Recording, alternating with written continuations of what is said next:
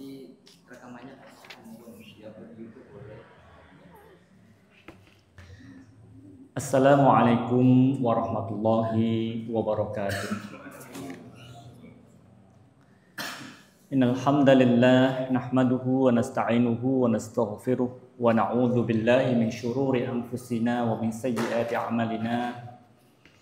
May yahdihillahu fala mudilla lahu wa may yudlilhu fala hadiyalah. Asyhadu an la ilaha illallah wahdahu la syarika lah wa asyhadu anna Muhammadan abduhu wa rasuluhu la nabiyya ba'dah wa la rasula ba'dah. Allahumma salli ala Muhammad wa ala alihi wa sahbihi wa man walah. Fa ya ayyuhal ibad usini wa iyyakum bittaqwallah faqad fazal muttaqun.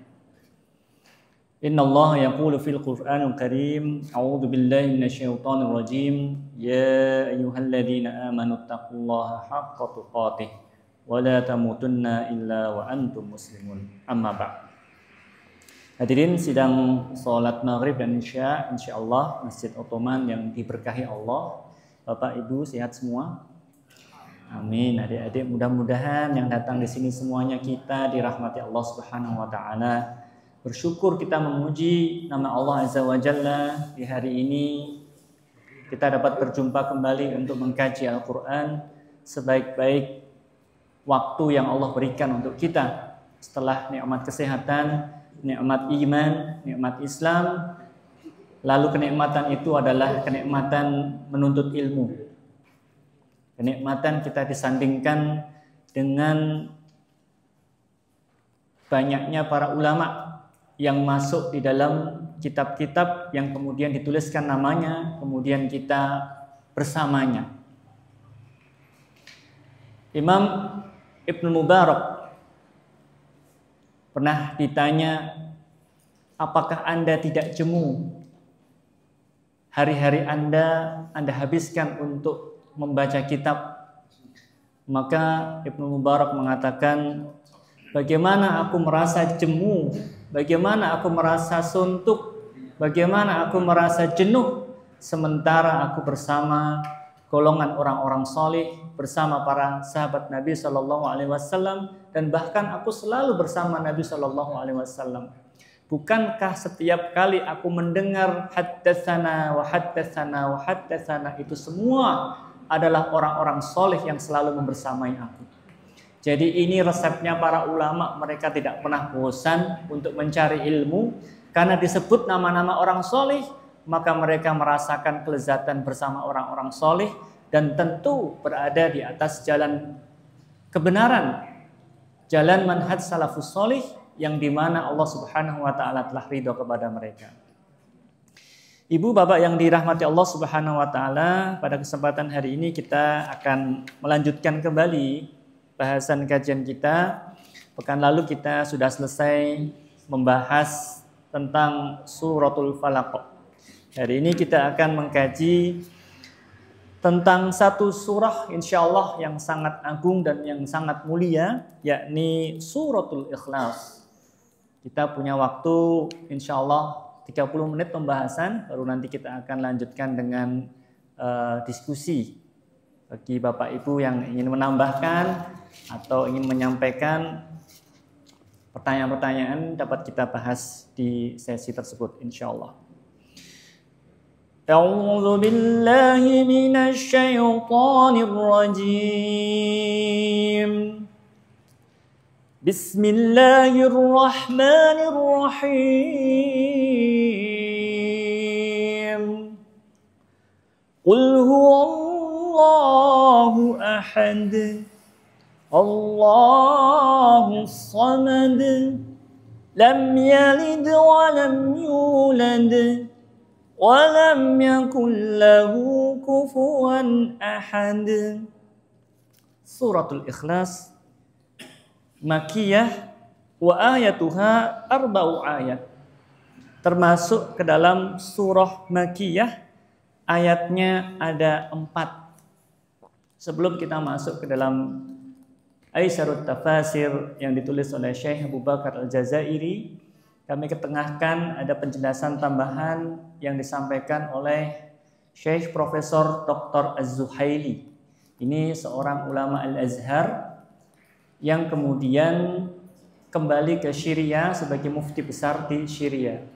Beliau juga sangat aktif di Majelis Ulama Eropa dan banyak memberikan fatwa-fatwa terutama kepada kaum muslimin yang hidup di Eropa dengan keadaan yang tentu berbeda, baik dari sisi sosial maupun sisi alam, keadaan alam, di mana di Eropa seringkali terjadi musim-musim yang sangat ekstrim yang kemudian melanda kaum muslimin, yang itu tentu berkaitan dengan waktu-waktu ibadah mereka, baik sholat maupun puasa. Syekh Az-Zuhaili memiliki karya tafsir yang sangat istimewa. Judulnya adalah At-Tafsirul Munir li Wahbah Az-Zuhaili. Dia mengatakan sumiyatis suratu bi asma'i katsirah. Sumiyat as-surah bi asma'in katsirah. Ashharuha suratul Ikhlas. Surah ini dinamakan dengan nama yang banyak dan yang paling masyhur dinamakan dengan surah Al-Ikhlas. Kenapa? Li'annaha tatahaddatsa 'anit tauhidil khalis lillahi azza wa jalla. Karena di dalam surah ini hanya dibicarakan tentang masalah tauhid yang murni untuk Allah Subhanahu wa taala. Al-munazzahu 'an kulli naqsin, di mana Allah Subhanahu wa taala disucikan dari segala kekurangan. Al-mubarra'u min kulli syirkin, dan Allah Subhanahu wa taala terlepas, dapat dibaca al-mubarra' atau al-mubarri', terlepas atau melepaskan diri dari segala persekutuan. Wa li'annaha takhallasal 'abdu minasyirki, dan surat ini apabila dibaca akan mengingatkan setiap hamba untuk menjauhkan dari praktek kesyirikan.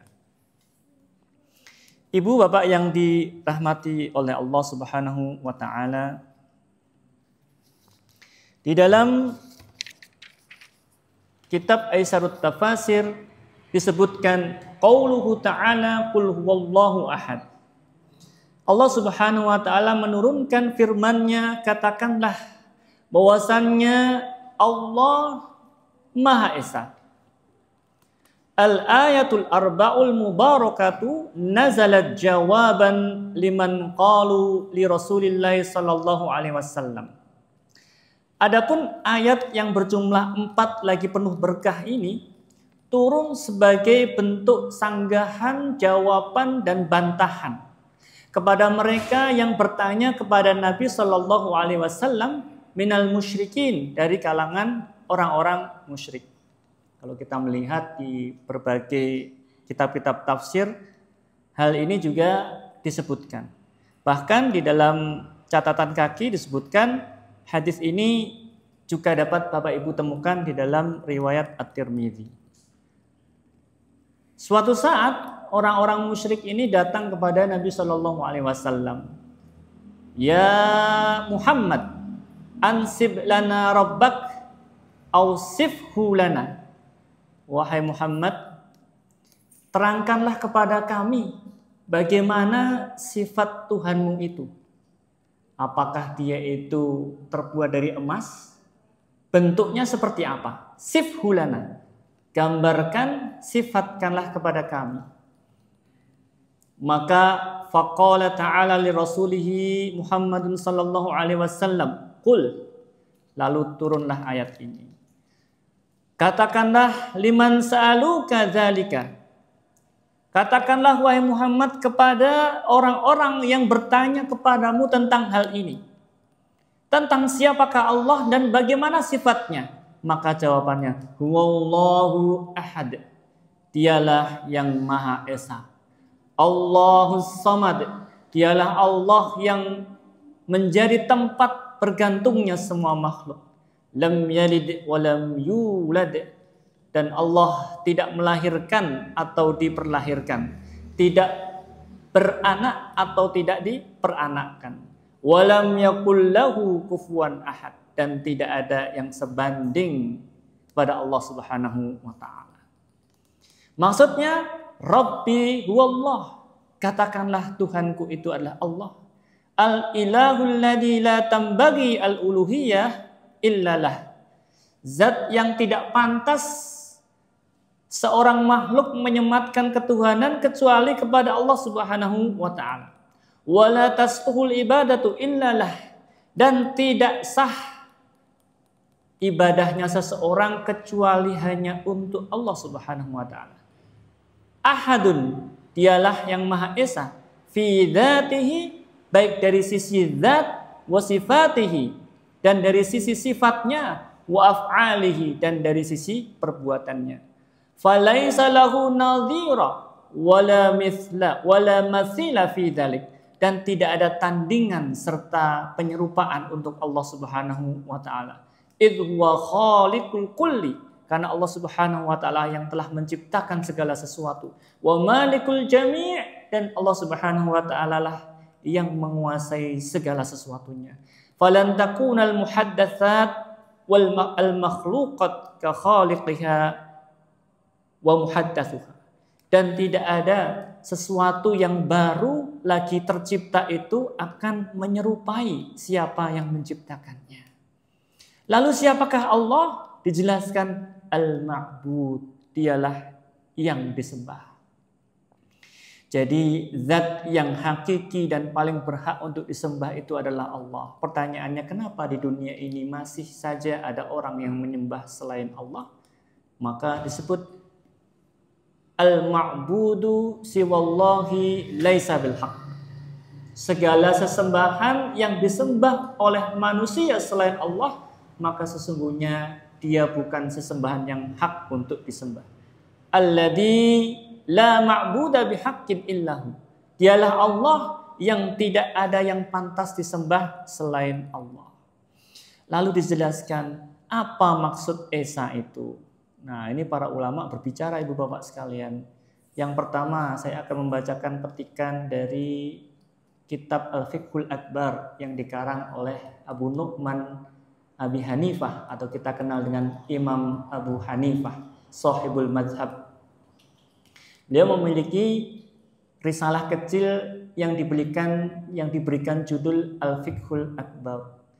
Dijelaskan, wallahu ta'ala wahidun la min tariqil adad. Allah Subhanahu wa taala itu disebut Esa tidak hanya dari sisi jumlah. Sebab kalau disebut jumlah, maka bilangan satu itu pun masih bisa dibagi-bagi lagi. Dan itu yang berusaha untuk dirongrong oleh kaum kafir Quraisy.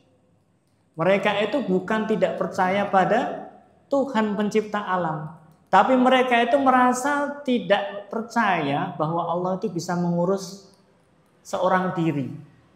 Sehingga mereka mengurangi hak Allah dengan mengatakan satunya Allah itu tetap perlu pembagian kekuasaan.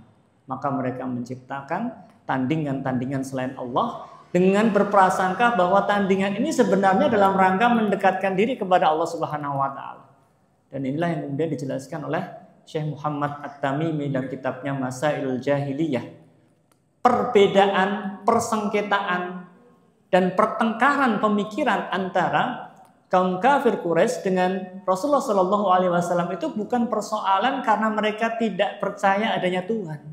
Mereka percaya adanya Tuhan, hanya saja mereka merasa bahwa Tuhan yang satu ini tidak sanggup mengurus alam sendirian, sehingga perlu menciptakan tandingan-tandingan sebagai wakil Allah di muka bumi. Dan ini merupakan sebuah kekeliruan. Walakin min tariqi annahu la syarikalah. Akan tetapi yang disebut dengan Esa itu dari sudut pandang tidak ada sekutu selain Allah. Lam yalid wa lam yulad. Dia tidak melahirkan, dia tidak memiliki anak, lagi tidak diperanakkan. Ibu bapak yang dirahmati oleh Allah Subhanahu wa taala, persoalan ini kemudian terus mengalir di sepanjang masa. Bahkan ada suatu saat Al-Imam Al-Muzanni itu datang kepada Imam Asy-Syafi'i mengatakan, wahai guruku, sesungguhnya terkadang ada lintasan-lintasan di dalam pikiranku ini tentang sifat-sifat Allah. Maka apa nasihat Anda terhadap lintasan pikiran yang seringkali menggoda pikiranku? Maka kata Imam Syafi'i, idza hajasa fi dhamirika dzalika ay khatiru fi amri tauhid farji ila qaulillahi ta'ala wa ilahukum ilahu wahid la ilaha illa huwar rahmanur rahim. Wahai muridku, apabila ada sesuatu yang terlintas dalam pikiranmu yang itu merupakan pikiran yang aneh, yang nyeleneh, yang terkait dengan masalah tauhid, yang kemudian sering mengganggu pikiranmu untuk mentidakkan bahwa Allah itu adalah Esa, maka katakanlah sesuai dengan firman-Nya, sesungguhnya Tuhanmu adalah Tuhan yang satu, tidak ada Tuhan selain Allah, Ar-Rahman Ar-Rahim, yang Maha Pengasih lagi Maha Penyayang. Lalu dibacakan, inna fi khalqis samawati wal ard la ayatin liqaumi ya'qilun. Surah Al-Baqarah ayat 164.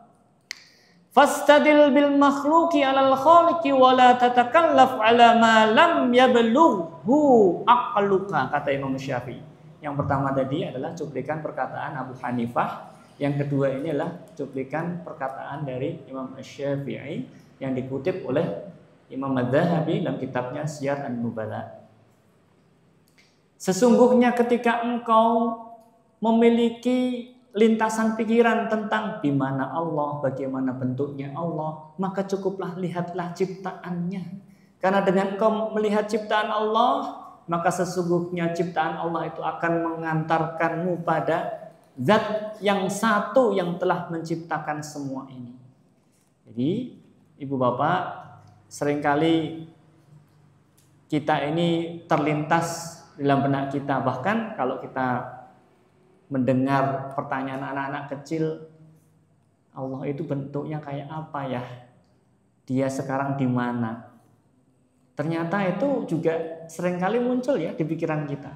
Maka ketika terlintas pikiran-pikiran seperti itu, katakanlah qul huwallahu ahad. Allah itu Maha Esa. Lalu kemudian kita beriman kepada Allah Subhanahu wa taala. Sebab kalau kemudian kita mencari, maka kata Imam Syafi'i, la tatakallaf ala ma lam yablughu aqluha. Janganlah engkau itu membebani pikiran yang sesungguhnya akalmu tidak akan pernah sampai terhadap zat Allah Subhanahu wa taala. Maka ini merupakan jawaban yang paling baik. Bahkan ketika Rasulullah sallallahu alaihi wasallam ditanya ansib lana rabbak, berikanlah deskripsi penggambaran Tuhanmu itu seperti apa? Maka jawabannya, katakanlah Allah itu Esa. Maka dalam Islam itulah kenapa Ibu Bapak sekalian, Allah Subhanahu wa taala itu berbeda dengan agama-agama lain. Tidak digambarkan. Dia tidak diserupakan dengan manusia. Dia tidak disifati dengan sifat-sifat yang apabila akal kita sampai, pasti di situ pasti akan ada kelemahan. Ada di dalam keyakinan yang lain, Tuhan itu subhanallah digambarkan memiliki tangan banyak. Ada dalam keyakinan yang lain, Tuhan itu sebenarnya dihinakan ya. Setengah manusia, kemudian badannya binatang. Ada yang gajah. Nah, satu sisi ini merupakan bentuk produk pemikiran yang baru. Kalau Tuhan itu digambarkan dengan manusia sama dengan kita, maka kemudian muncul kalau gitu dikreasikan. Tapi semakin mengkreasikan, maka disitulah mereka tidak sadar sedang menggambarkan Tuhan jauh lebih rendah daripada bentuk manusia itu sendiri. Maka dalam Islam kita tidak bisa dan tidak diperbolehkan untuk membayangkan bagaimana Allah Subhanahu wa taala. Cukuplah dengan katakan qul huwallahu ahad. Lalu dikatakan as-samad, Allahus samad. Yang dimaksud dengan as-samad adalah as-sayyidul maqsudu fi qada'il hawaij. Dialah Tuhan yang senantiasa dituju. Dialah yang senantiasa dapat memenuhi kebutuhan-kebutuhan makhluk hidup yang tercipta. Alladzi istaghna an kulli khalqih. Zat yang maha kaya dari kebutuhan untuk mendapatkan makanan ataupun rizki dari setiap zat yang diciptakannya. Dalam Al-Quran disebutkan war-razzaqu dzul quwwatil matin. Allah lah yang kemudian justru memberikan kita rezeki. Berbeda dengan keyakinan agama yang lain. Tuhan-tuhan mereka itu digambarkan perlu sesaji. Diberikanlah buah-buah yang paling baik, dibakarkanlah wangi-wangian api, kemudian Tuhan itu ditempatkan di rumah-rumah, dinyalakan lilin-lilin. Sementara dalam keyakinan Islam, sesungguhnya Allah lah yang kemudian mencukupi kebutuhan kita. Dan Allah Subhanahu wa taala istaghna an kulli khalqi. Allah tidak perlu mendapatkan rezeki dari makhluknya. Waftaqaral kullu ilaihi, dan sebaliknya iftaqar. Jadi kata fakir, faqara membutuhkan. Iftaqaral kullu ilaihi. Dan setiap segala sesuatu itulah yang kemudian perlu kepada Allah Subhanahu wa taala. Itulah maksud as-samad. Jadi zat yang selalu diperlukan dan tidak memerlukan sesuatu. Berbeda dengan kita. Kita ini kadang-kadang memberikan sesuatu dalam rangka memerlukan sesuatu. Maka dalam teori sosiologi yang dikembangkan oleh Max Weber itu ada teori tindakan sosial ya. Salah satu manusia itu mau berbuat baik ada yang disebut dengan motif instrumental. Ini dalam ilmu sosiologi. Kita ini ternyata berbuat baik itu karena ingin mendapatkan kebaikan dari orang di sekitar kita. Secara tidak langsung kadang-kadang pikiran ini muncul. Meskipun kita berupaya untuk berbuat ikhlas, tapi terkadang memang ada upaya saling membutuhkan. Kita membutuhkan orang untuk mengerjakan kebutuhan-kebutuhan yang kita tidak dapat melaksanakannya. Itu namanya berarti menjadikan orang itu sebagai instrumen kepanjangan tangan kita. Ya, sebagai contoh, kita memberikan atau yang disebut dengan al-ijarah ya. Kita mengupah seseorang untuk membenahi rumah kita karena kita tidak mampu membenahi rumah kita sendiri. Berarti kita memberikan sesuatu kepada seseorang dalam rangka orang itu membantu untuk mencukupi kebutuhan kita berupa pembenahan rumah. Jadi kita ini memberikan sesuatu karena sebenarnya kita butuh sesuatu. Berbeda dengan Allah Subhanahu wa taala. Allah itu istaghna an kullu khalqi. Dia tidak perlu balasan dari hambanya. Dan bahkan hamba itulah yang kemudian memerlukan Allah Subhanahu wa taala. Akan tetapi di dalam beberapa pengkabaran ayat suci Al-Quran, Allah Subhanahu wa taala menunjukkan bahasa rahmah di mana Allah Subhanahu wa taala menginginkan misalkan ketika kita berinfak, maka Allah Subhanahu wa taala menggambarkan barang siapa memberikan pinjaman kepada Allah, maka Allah akan mengembalikan pinjaman itu. Seolah-olah Allah Subhanahu wa taala butuh pinjaman, padahal bukan. Sama sekali Allah Subhanahu wa taala tidak perlu pinjaman dari hamba-hambanya, melainkan sebaliknya. Lam yalid, dan Allah Subhanahu wa taala tidak beranak. Maksudnya lam yakul lahu walad. Allah tidak memiliki anak. Manusia apabila digambarkan tidak memiliki anak, maka pengertiannya menjadi kurang. Bahkan kita hidup di dunia ini, pertama-tama yang diajarkan orang tua kita sekolah, lalu nanti cari kerja, nanti menikah. Tujuan menikah adalah memiliki anak. Banyak orang yang kemudian berusaha, berikhtiar, berdoa kepada Allah Subhanahu wa taala untuk memiliki anak. Kenapa? Karena anaklah itulah yang diharapkan menjadi penerus keluarga.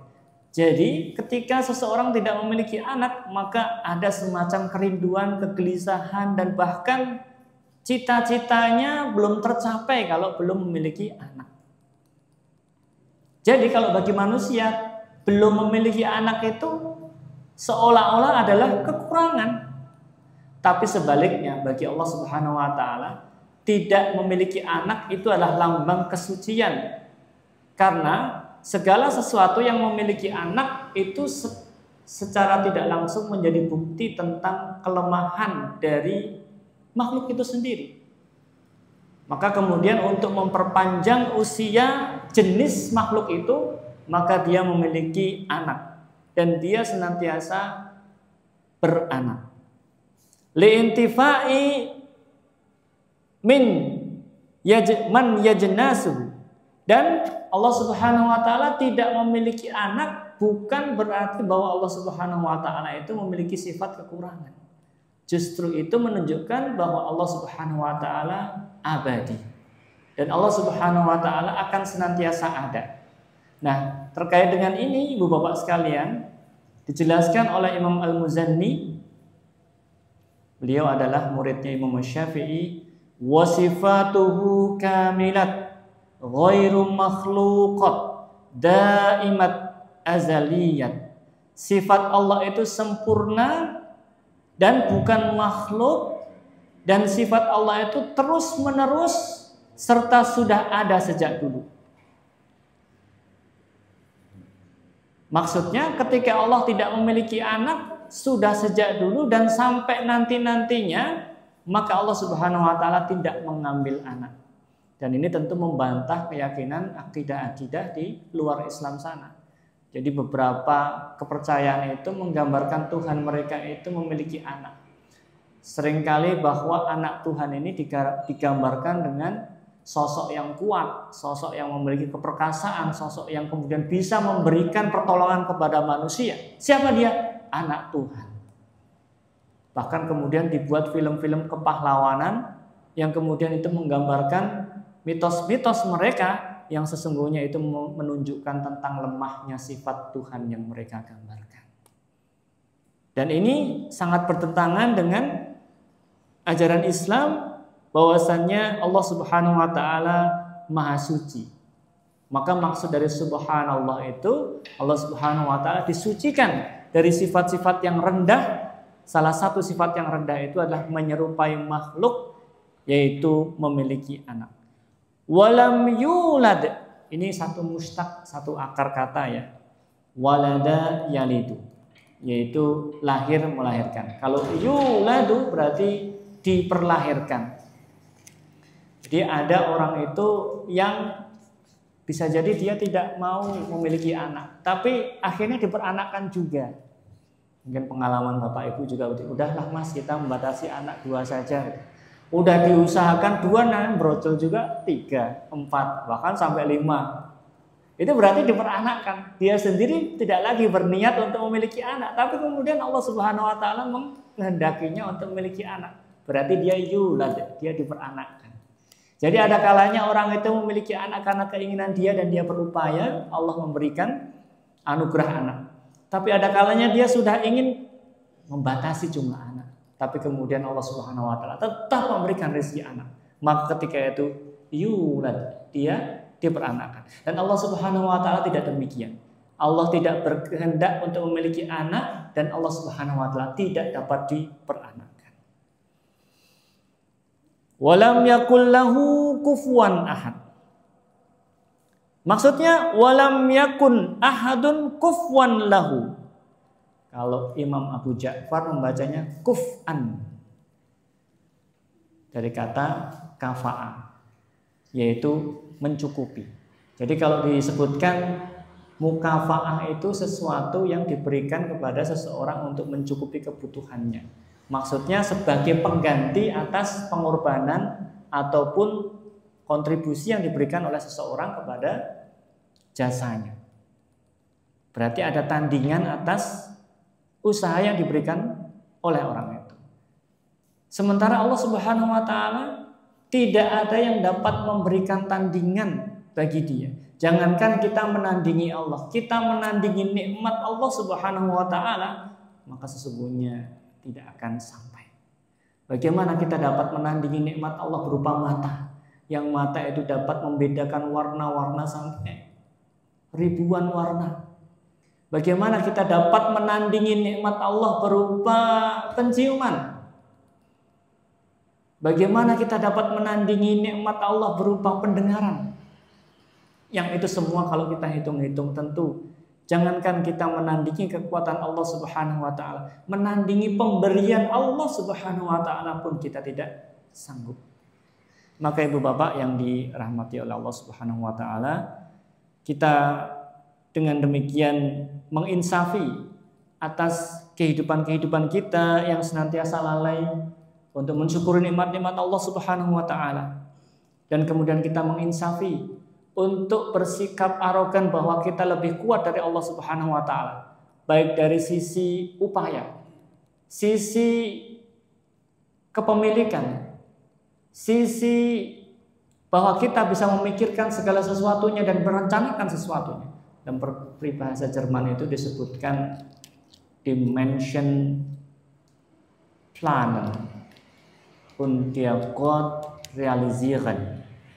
Orang itu hanya bisa merencanakan, tapi pada akhirnya Allah lah yang kemudian merealisasikan. Maka seberapapun hebat kekuatan manusia, maka kehebatan itu belum ada tandingannya dibanding Allah Subhanahu wa taala. Lam yakun ahadun kufwan lahu wala mathilan wala nadhira. Tidak ada yang dapat menyerupai dan tidak ada yang dapat mengalahkan, mengungguli Allah Subhanahu wa taala. Wala syabihan lahu, dan bahkan tidak ada yang hanya sekedar menyerupai saja, menyerupai Allah Subhanahu wa taala. Maka dalam ayat yang lain disebutkan, laisa kamitslihi syai'un wa huwas samiul basir. Tidak ada satupun yang dapat menyerupai Allah, dan Allah Maha mendengar lagi Maha mengetahui.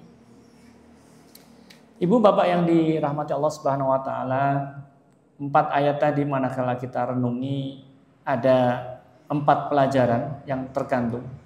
Yang pertama, ma'rifatullah taala bi asma'ihi wa sifatihi. Dengan mempelajari surah Al-Ikhlas ini, kita mengenal nama Allah dan sifat-sifatnya. Yang kedua, taqrirut tauhid wan nubuwah. Menetapkan adanya tauhid wan nubuwah. Makanya disebutkan oleh Syekh Az-Zuhaili, surah Al-Ikhlas itu juga dinamakan dengan suratut tauhid wa suratut tajrid. Tauhid berarti mengesahkan Allah.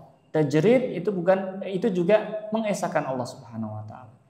Itulah kemudian kenapa Syekh Az-Zuhaili menyebutkan surah Al-Ikhlas ini namanya banyak. Yang ketiga, butlanu nisbatil waladi ilallah ta'ala. Batilnya keyakinan bahwasannya Allah Subhanahu wa taala ini memiliki anak. Wa qalatil yahudu Uzairun ibnullah wa qalatin nasara al-masih ibnullah.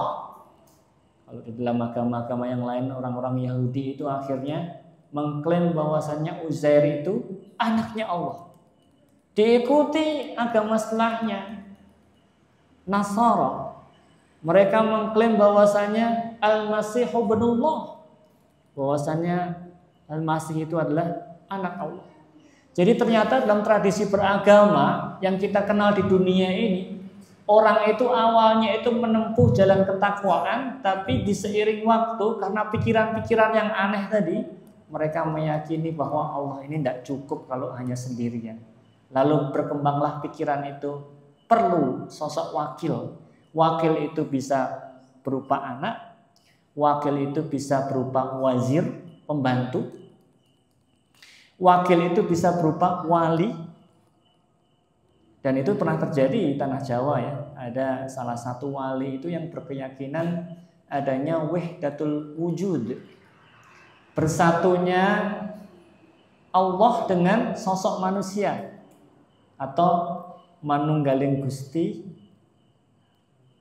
manunggaling kawula lan Gusti ya. Jadi bersatunya Tuhan dengan manusia.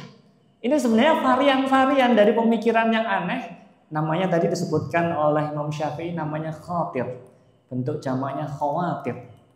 Dalam bahasa Indonesia ya, kita menyebutnya juga khawatir. Khawatir ya kita menyebutnya. Itu bahasa Arab sebenarnya. Khawatir itu satu, khawatir banyak. Makanya kalau Bapak Ibu khawatir kan bawahnya gelisah kan ya. Bahkan ada seorang ulama dari mazhab Hambali, hidup di tahun 520, namanya Abul Faraj bin Al-Jauzi atau kita kenal dengan Ibnul Jauzi. Dia itu mengarang kitab khusus, isinya itu sebenarnya adalah curhatnya seorang ulama. Jadi di situ dia mengakui banyak pikiran-pikiran yang terlintas. Makanya di dalam buku itu beliau memberikan judul bukunya adalah Saydul Khatir, mengikat pikiran-pikiran yang mengkhawatirkan. Dan itulah keadaan manusia. Kita senantiasa berpikir, ada kalanya berpikir itu pikiran kita lurus. Makanya kita senantiasa mengharap taufik dan hidayah Allah Subhanahu wa taala. Ada kalanya pikiran kita ini menyimpang, melenceng, itu yang disebut dengan khawatir.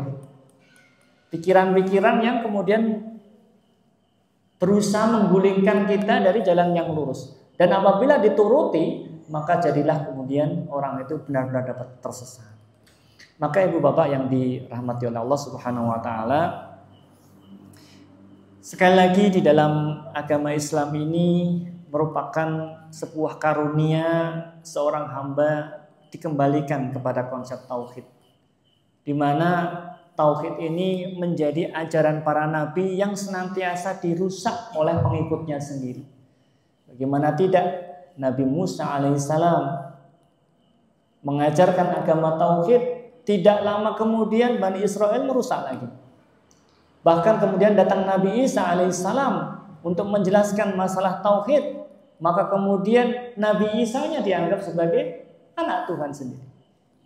Bahkan nabinya sendiri seringkali dikhianati oleh pengikut-pengikutnya karena mereka senantiasa merasakan kekurangan atau ketidakpuasan dengan konsep satu Tuhan itu. Yang keempat, wujubu ibadatihi ta'ala wahdah. Perintah bagi kita untuk senantiasa mengibadai Allah Subhanahu wa taala semata. La syarikalah id huwallahu dzul uluhiyah ala khalqihi duna siwah. Karena sesungguhnya Allah Subhanahu wa taala adalah pemilik hak ketuhanan, di mana tidak ada Tuhan selain Allah Subhanahu wa taala. Jadi ibu bapak sekalian, manakala kita sedang dalam situasi yang luang atau kemudian kita dalam situasi yang pikiran kita sedang dalam lamunan, maka ayolah kemudian kita senantiasa mengingati Allah Subhanahu wa taala dengan cara mengesakannya. Dan Allah Subhanahu wa taala senantiasa kita hadirkan dalam ingatan kita. Kita senantiasa mengucap nama-nama Allah Subhanahu wa taala, karena sesungguhnya semakin seseorang itu mengikatkan diri dengan nama Allah Subhanahu wa taala, mudah-mudahan itu menjadi kunci keberkahan, kesuksesan dan juga keselamatan di dalam akidahnya. Aku qouli hadza astaghfirullahaladzim li wa lakum wa lisairil muslimin. Silakan ibu bapak apabila ada yang ingin ditambahkan dan disampaikan sebelum isya. Silakan Ustaz. Ya. Tadi dikatakan Allah itu tidak bisa disifati ya. Artinya ya tidak bisa disifati. Tapi kita mengenal yang namanya ilmu Allah kesifatan Allah itu ya. Seperti Allah wujud kita Allah batu di sini itu ya. Itu kan kesifatan dari Allah ya. Nah, itu kan waktu di ngaji di Melayu itu diajari menghafal seperti itu ya. Pujian-pujian. Nah, itu gimana? Itu merupakan kesempatan yang kalangan hadirin itu ya sangat mengakui seperti itu ya. Pokoknya pembahasan Abu Hasan Nasri atau apa ya? Nah, itu. Ya, baik, pertanyaan yang sangat bagus. Ibu bapak yang dirahmati oleh Allah Subhanahu wa taala, Allah Subhanahu wa taala telah menggambarkan sifat-sifatnya dalam Al-Qur'an dan hadis Nabi sallallahu alaihi wasallam. Kaidah Ahlus Sunnah wal Jamaah di dalam mensifati nama-nama Allah adalah kita mensifati sebagaimana Allah mensifati dirinya. Dan itu adalah metode yang paling baik, metode yang paling bagus. Jadi kalau kita menyebut sifat-sifat Allah, maka sebutlah sifat-sifat di mana Allah Subhanahu wa taala menyebut dirinya dengan sifat itu. Adapun sifat-sifat yang telah diajarkan oleh guru-guru kita, yang kemudian kita tidak mengetahui nama-nama sifat itu muncul dalam Al-Quran atau tidak, maka ini dapat dimasukkan dalam prioritas kedua. Sebaliknya kalau kemudian sifat-sifat itu telah disebutkan dalam Al-Quran dan Sunnah Nabi Shallallahu Alaihi Wasallam, maka itu adalah yang paling bagus. Ar-Rahman, Ar-Rahim, Al-Malikul Quddus, Salam, itu semua ada dalam Al-Quran. Manakala itu disebut dalam Al-Quran ataupun ada di dalam hadis Nabi Shallallahu Alaihi Wasallam, maka itu yang paling utama. Itu yang paling utama. Jadi ibu bapak silakan mencari nama-nama Allah Subhanahu wa taala di dalam Al-Quran dan Sunnah Nabi Sallallahu Alaihi Wasallam. Sebaliknya kalau kemudian itu adalah ajaran para guru kita tanpa mengurangi rasa hormat guru kita, maka itu dapat kita masukkan kepada kategori yang kedua tadi. Setelah kemudian kita lebih mengutamakan nama-nama Allah Subhanahu wa taala dan sifatnya yang sudah disebutkan di dalam Al-Quran dan hadis Nabi Sallallahu Alaihi Wasallam. Ya, karena diskusi menarik di grup BA itu. Orang yang tidak mengakui sifat yang seperti itu, dengan mereka mengatakan kalau Muhammad Abdul Wahab ya, Muhammad Wahab itu ya, tokoh pembangun itu. Nah itu mereka membandingkan Abu Al-Nasari itu lahir 300 sekian Masehi gitu, jadi masih Nabi gitu ya. Sementara Abdul Wahab yang tidak mengakui sifat itu kan dilahirkan sekitar 500 atau 600 Hijriah gitu. Bisa menghapus yang seperti itu. Ya. Baik, ini masuk dalam perbincangan akidah ya Bapak Ibu sekalian. Jadi ternyata memang kita akui perbedaan di kalangan kaum muslimin itu tidak hanya perbedaan masalah fikih, ternyata kita memang mengakui ya. Kalau kita lihat dalam kamus Al-Milal wan Nihal yang dikarang oleh Imam Asy-Syahrastani, bahwa di sana memang sudah sejak awal diketahui adanya perbedaan akidah itu. Maksudnya akidah di sini adalah bahwa kemudian terkait dengan masalah asma wa sifat. Maka kaidah yang paling bagus adalah kita beriman kepada nama-nama Allah ghairut ta'til, tidak mentidakkan. Ada kaum itu namanya kaum Mu'attilah. Jadi kaum Mu'attilah itu menidakkan sifat Allah. Kenapa? Karena sebab apabila sifat itu diiyakan, maka sebenarnya orang itu sudah menyamakan Allah dengan manusia. Contoh, Allah itu As-Sami. Memang disebutkan di dalam Al-Quran. Allah itu maha mendengar. Kaum Mu'attilah itu tidak mau ibu bapak sekalian. Mereka tidak mau mengakui Allah itu mendengar. Sebab kalau Allah itu mendengar berarti Allah itu perlu organ. Perlu telinga. Perlu medium udara untuk menyampaikan suara itu. Sehingga kaum Mu'attilah ini menolak. Maka kaidah Ahlus Sunnah wal Jamaah, amanna billahi bi ghairi ta'til. Kita beriman kepada Allah tanpa menolak nama-nama sifat yang Allah sifatkan dengannya. Wa ghairu tahrif, dan kemudian tidak menyimpangkan maknanya. Ada golongan yang kedua itu, mereka itu mengimani nama Allah tapi maknanya dipindah. Misalkan Allahu alimun, Allah itu maha mengetahui. Maka disifati pengetahuan Allah itu, kalau Allah disifati dengan maha tahu, berarti nanti Allah itu perlu belajar dulu. Jadi mereka itu menganggap Allah itu seperti manusia. Kalau manusia berilmu berarti harus belajar dulu. Ada SD-nya, ada SMP-nya, sampai SMA. Nah ini namanya sebuah kekeliruan. Nah ibu bapak yang dirahmati Allah Subhanahu wa taala, maka kemudian kaidah yang paling bagus, kita beriman kepada nama Allah, di mana Allah mensifati namanya, dan kemudian kita tidak menolaknya, namanya ta'til, dan kita tidak mentahrif, memindahkan makna kepada makna yang lain.